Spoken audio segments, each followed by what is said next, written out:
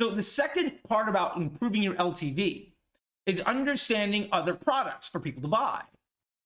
If you're going to buy one thing and you want to improve the LTV to get somebody to buy a second time, odds are you need them to buy a second product. Now, sometimes it's the same product and they buy it over and over again, considering it might be a consumable packaged good, which is a great business model, right? Protein powders, collagen, batteries, milk, drinks, juices, whatever. You use them, you need to buy more. And so you buy more. Now that's great, but a lot of us aren't in that business. So what am I supposed to do if I'm selling a car or a house? Well, we've talked about the upsells we can get on those. Potentially a second house that you buy after you buy the first one, you sell it, you buy another one. You buy a car, maybe you go back to that dealership to get the car worked on, or you go back to that dealership to buy an additional vehicle, or you bring a friend there. Maybe you go to a college and that LTV comes from buying books and merchandise, or a second degree from that place. So you just buy some more classes. But for our businesses, it might just look like, well, we bought one thing. What else can we sell this person? And this goes back to what a lot of people figured out when drop shipping stopped working, which basically meant the economy tanked, so people weren't nearly as willing to buy absolute garbage material from other people.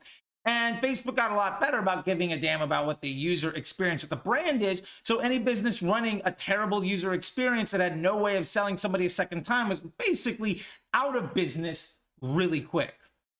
Now, getting into this, we have to understand is a business fundamental called vertical integration. How do we get somebody to buy from us more than once? One of the easiest ways of doing that is providing complementary products. Now, one of the things I did back in the drop shipping days was I used to sell a phone case. It was kind of squishy and had a cat on it. Squishycats.com, by the way, if you want to check it out. Now, what we did with squishycats.com is we didn't try to sell you 10 phone cases, because one of them will probably last you a year or two. Now, what we did was say, what else can we put with a squishy cat or cat related that we can sell people? Well, pens, eraser tips. We could do shirts.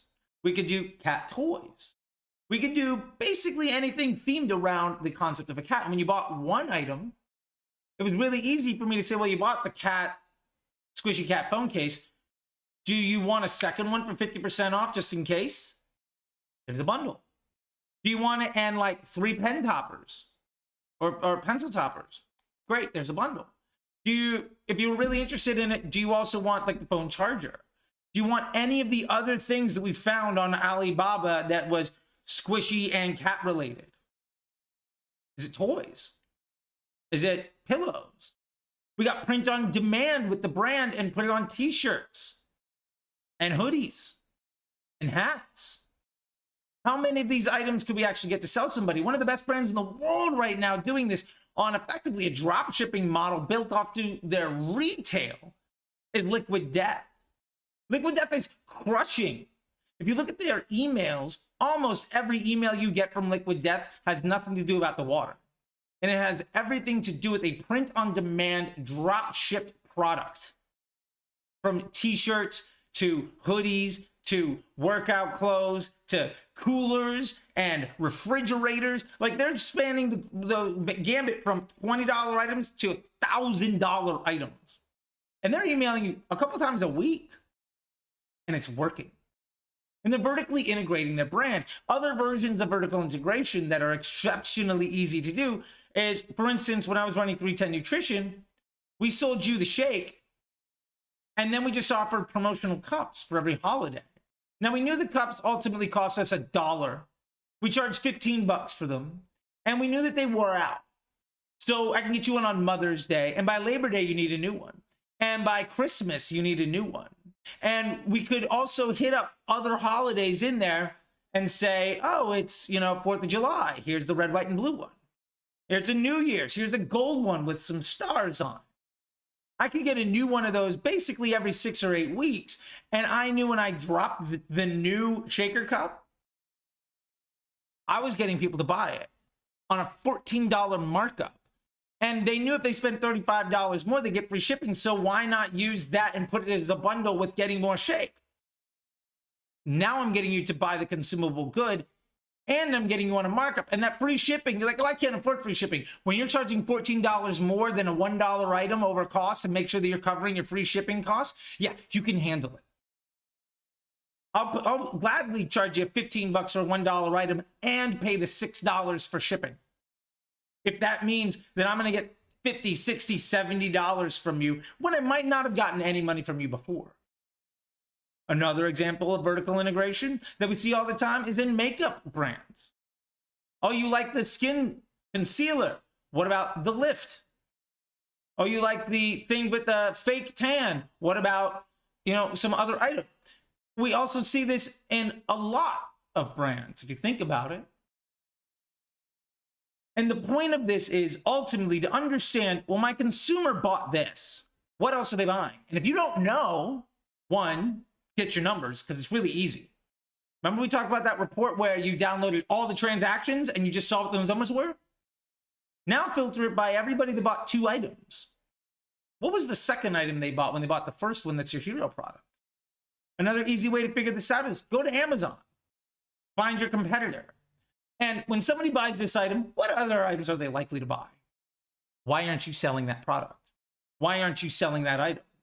And to be completely fair, you can do this vertical integration in the way that, like what Death is doing it, and not ever actually have to pay to sell most of these products. I've done this in a spot where I literally pre-sold the vertical integration on an email.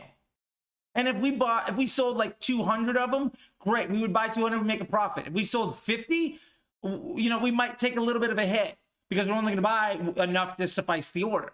Now, maybe we had to buy 100, so we got 50 on the sale and then threw it in as a bundle and just basically said, hey, we're going to give you a $20 discount on this bundle because we're throwing in this thing that we cost us $4. We're going to charge you $20 and give it to you for free. Well, now I'm giving you a larger discount on a bigger bundle that I'm vertically integrating to stack up a bundle offer, and I'm getting a higher AOV even on maybe on that first purchase. Plus, I'm liquidating my LTV driving products that are vertically integrated that I market tested through an email, and I never have to pay for acquisition costs for that second item because it's offset, because I pre-sold everything at a profit. Why aren't you doing it? Now, maybe you are doing it, or nobody ever told you this stuff. And that's okay. That's why I'm here. That's what we're trying to get to. Now, the last thing about vertical integration that's really important is that vertical integration also, by sheer nature of it, curates brand loyalty. And that's extraordinarily important. When somebody buys one product from you, they don't really give a damn about your brand. When they bought 5 times from you over a 3 to 6 month period, they're emotionally invested. Human beings, especially in a capitalist economy, so especially Americans, Canadians, Europeans, you see this less in Asia, but they're catching up real quick. You become brand loyal. If for no other reason than you bought 3 things from these people before, you bought 5 things from these people before, so you might as well buy it from them again. It might be the exact same thing for even a worse price. But because your brand is selling it, you're going to do it. We see this a lot, especially in the apparel business, where 90% of people are selling you the same white shirt or the same jogger pants, all coming from one factory in Mexico or China or Los Angeles. And all they did was put their name on it, and you're paying a ton for it. Now, this happens with small D2C brands, but it also happens with Adidas and Nike selling Gildan t-shirts and Hanes.